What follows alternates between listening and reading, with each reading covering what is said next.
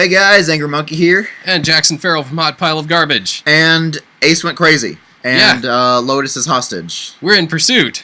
Yeah, so, Here we go. So, Santa's taking care of June, who collapsed on the floor with her fever again. So Junpei and Seven are going to chase after Ace. But you knew that if you watched the last episode. And if you didn't, then why are you now tuning in 100 episodes in? Yeah. I really don't know where I'm at 10 right million. now. Yeah, I mean, this has been a long series, but... Infinite number of episodes. So Santa nodded. Junpei turned before he had a chance to change his mind and started running toward the door. He could hear Seven's heavy footsteps behind him. Let's go. Junpei and Seven exploded into the hallway. Boom. Oh no, their bracelets went off and they both blew up. Their feet pounded the metal floor as they ran.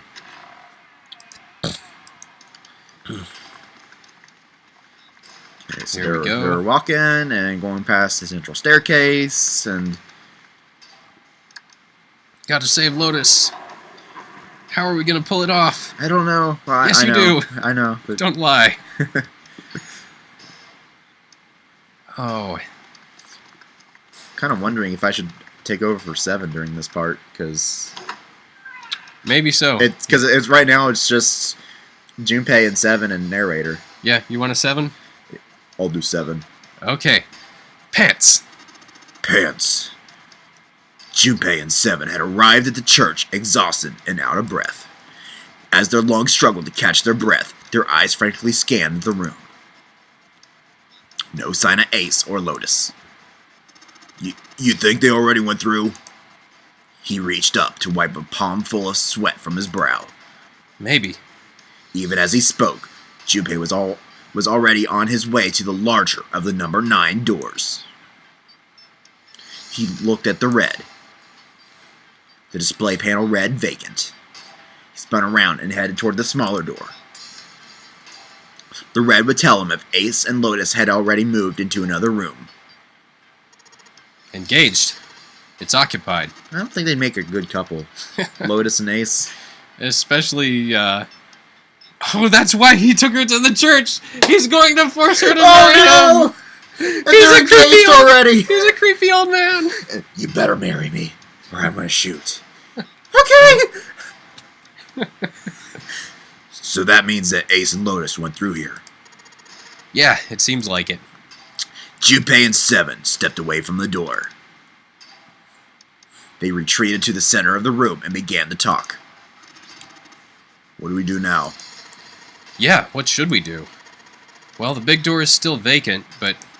The two of us can't do anything with it. Yeah. First of all, our digital route is not 9. Just then, as they were pondering what to do next... Are you pondering what I'm pondering? We need 6! June! But June's kind of collapsed. Oh, yeah. There was a noise like someone hitting a thick wooden panel.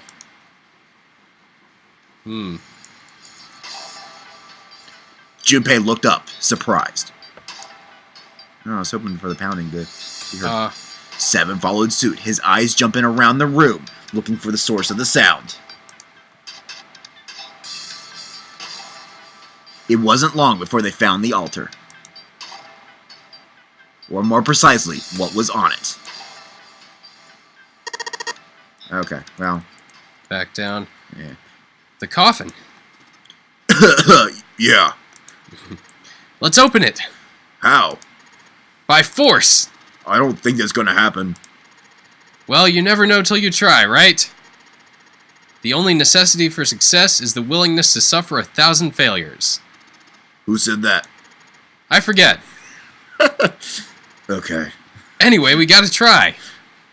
Junpei and Seven leapt up the coffin. They grabbed hold of what purchase they could find and pulled.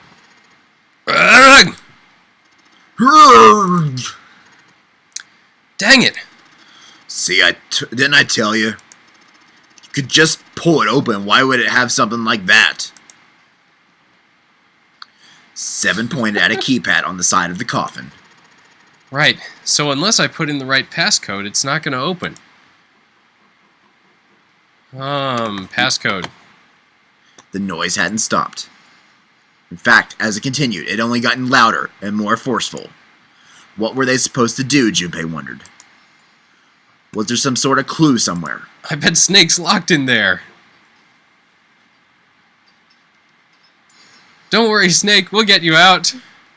They stood there for a few moments, staring at the coffin, and then Seven spoke. Hey, Junpei. I remember you mumbling about some weird numbers over by the bathroom in the first-class cabin. Got those numbers by solving the secret message Clover was holding, right? Truth had gone, or something like that. Yeah, that's right. What about it? Well, maybe that number is the passcode for this thing, too.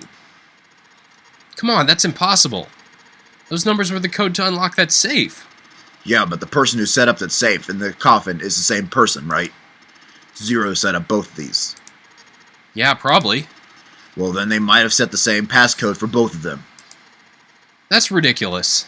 Why don't you just try it? I mean, it's not like you'll make things any worse. It'd just be a waste of time. There's no way they're the same number. How do you know that? You never know until you try. The only necessity for success is the willingness to suffer 1,000 failures. My own words right back at me. That's right. Who said that? You. Stop quoting me. I bet it's Zero in the coffin, and when we punch in the keypad, he's gonna jump out and kill us. Surprise! Or surprise. Ugh, fine. He knelt down in front of the keypad and looked at it. Perhaps because he'd repeated them so many times, the numbers came easily to Junpei's mind. 1, 4, 3, 8, 3, 4, 2, 1. Quickly, he typed them in. It's funny that they've basically scripted this solution to the puzzle into the plot so that we don't have to solve it. Well, unless we had written it down, there's no other way to retrieve it except for looking online, which as a brand new game, they wouldn't have that online yet, and you would have to play through the entire section again. Mm-hmm. So they probably just did that to help us out. I certainly appreciate that they did, but it's just kind of funny because usually... Well, if they wouldn't have, I would have said, you need to write this down. Yep. Anyway, what?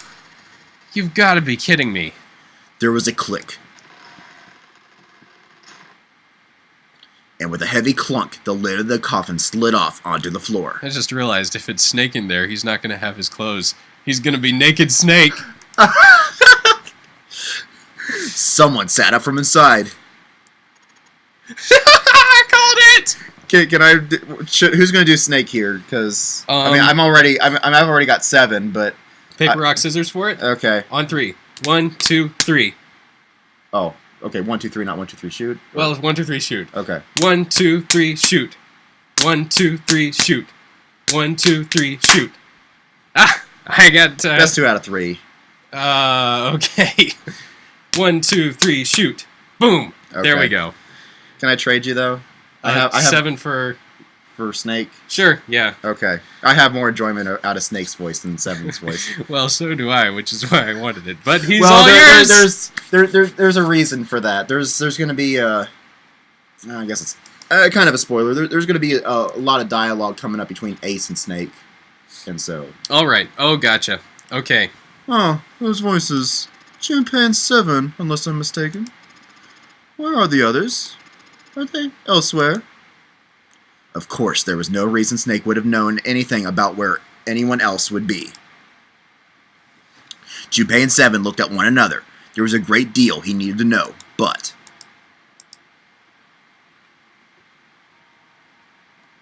They had to tell him something, however, so they began to talk. Snake explained to them how he came to be locked in a coffin. Apparently, he'd been hit with some sort of knockout gas, and Junpei and Seven explained what had happened to the rest of them. There was one thing, however, that neither Seven nor Junpei could bring themselves to say. That Ace had killed Clover. They feared that if Snake knew, he might well go insane. Gotta keep that sanity meter in the green. Yeah, gotta keep that in the green, because they decided as much by a look the moment Snake had climbed out of the coffin. Snake's story explained frustratingly little. Zero's true identity was a mystery, as were his intentions. Why had Zero put Guy X in Snake's clothes? If Zero had left a note for them to say the no-entry game had been played 9 years ago before, was there some connection? Junpei put the question to Snake. His answer was less than illuminating. Well, yeah, of course, because I can't see, so nothing is illuminating to me. What are you talking about? I apologize, but I have no idea what you're saying. It seemed as though Snake was perhaps not being entirely honest, but that knowledge did Junpei and Seven little good. No matter how many times they had asked, he insisted that he knew nothing. It was becoming clear that Snake wouldn't give in, and every second they spent asking him was a second wasted. Their time limit was fast approaching. Snake's release from the coffin had changed nothing. They still needed to follow Ace as quickly as possible. However, they stood in silence, the overpowering atmosphere of the chapel almost stifling. Junpei, Seven, and Snake simply stood at a loss for what they could do next, or should do next. What do we do now? He glanced over at Snake's wrist. Sure enough, he could see the 2 on the bracelet on Snake's wrist. The 3 of us can't make a digital root of 9. Yeah, we just get 5. We're stuck here then. Oh yeah, because this is the same trio from door 5. Oh, hey, I just remembered something. Seven began patting his pockets as if he were checking to see if any of them had held anything. What? What is it? I found something earlier. What did you find? This. He'd finally found the pocket he wanted, and his hand dove into it. Seven pulled something round and metal. A bracelet. There was no mistaking the number glowing at them from the face like a cartoon eye. Like a robot eye. Zero's bracelet. What is that? Are you saying that 7 has the number 0 bracelet? Yeah. Where did you get that? Snake's question was innocent enough, but if he learned the truth, if he had been able to see, he would have noticed Seven looked away. Clover gave it to me. She did? Yeah. How did she come by it? Well, she found it, see? On the other side of door 1, A deck, in the captain's quarters. She asked me to hold on to it because it was too big and bulky for her to be lugging around. Oh, that was nice of you. It was a lie, and Junpei knew it. I haven't actually looked at it yet. Didn't want to disturb the crime scene, you know. Basic stuff. Well, I did borrow one thing. A 0 thing. Alright, Junpei. Been nice knowing you. What? What? 7 plus 2 and 0 equals 9. Come on, man, I'm just kidding. Now's not the time to joke, Seven. Still, just in case, I want to make sure the 0 bracelet gets picked up by the red. Snake, give me a hand, alright? Sure, I can give you a whole arm. Without waiting for a response, he started walking toward the door. Junpei and Snake followed him quietly. Before long, they found themselves in front of the larger of the doors. Seven and Snake put their palms on the red. You know, it's surprising how engaging just clicking through text on almost a linear path can be. Mm-hmm. You know? Oh yeah, I mean... Once they get their hooks into you. Yeah. And stop describing everything in painstaking detail for no reason. Yeah, I mean, earwax, I mean... Once they'd done that, Seven put the number 0 bracelet on the scanner panel as well. A third asterisk appeared on the screen. 7, 2, and 0 equals 9. Now they just needed to pull the lever and the door would open.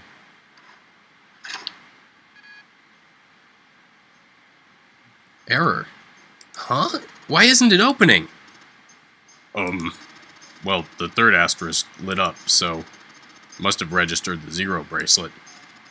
Maybe it isn't actually a 0. Huh? What?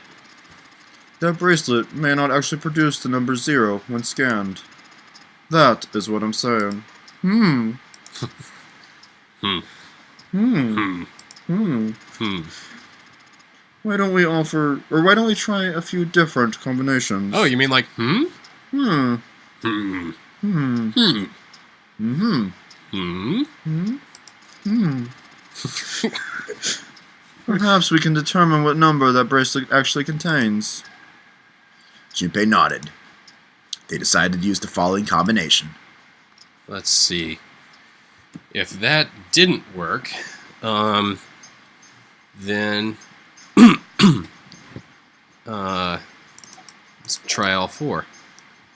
Okay, so Snake, Junpei 7, and this mysterious bracelet. That sounds like a little kid's author. Snake, Junpei 7, and the mysterious bracelet.